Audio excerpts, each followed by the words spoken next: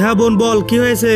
দাদা তুই কোনো কথা বলিস না, চুপচাপ সবকিছু দেখ। আর বেশি না বকে আমার পাটা টিপে দাও, প্রচুর পা ব্যথা করছে আমার। তোমার কি গায়ে জোর নেই? পা টিপতে পারো না? ঠিক করে নেবো। হ্যাঁ, কি করছো? কিছু না, এই জাস্ট ঘরে সব কাজ করে ফ্রি হলাম। আর বোন কোথায়?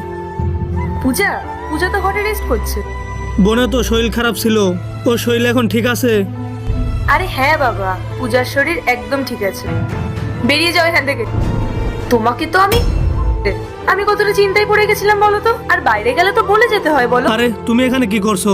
তোমার তো টালিগঞ্জে থাকা উচিত। আরে তুমি এত ভালো অ্যাক্টিং করতে পারো, আবার ক্যারেক্টার তাড়াতাড়ি চেঞ্জ করতে পারো। রাহুল আমি ঠিক বুঝলাম না কি বলতে চাইছো। কিন্তু আমি সব বুঝে গেছি। তুমি আমার সামনে আমার বোনকে ভালোভাবে দেখাশোনা করবে। তোমার মতো ভালো ওয়াইফ আর এই পৃথিবীতে কেউ নেই। আর আমার পিছনে সব কাজ আমার বোনকে দিয়ে করাবে, ওকে দিয়ে পা পর্যন্ত টিপাবে। আর তারপর কি বলবে, সব কাজ আমিতেই করি।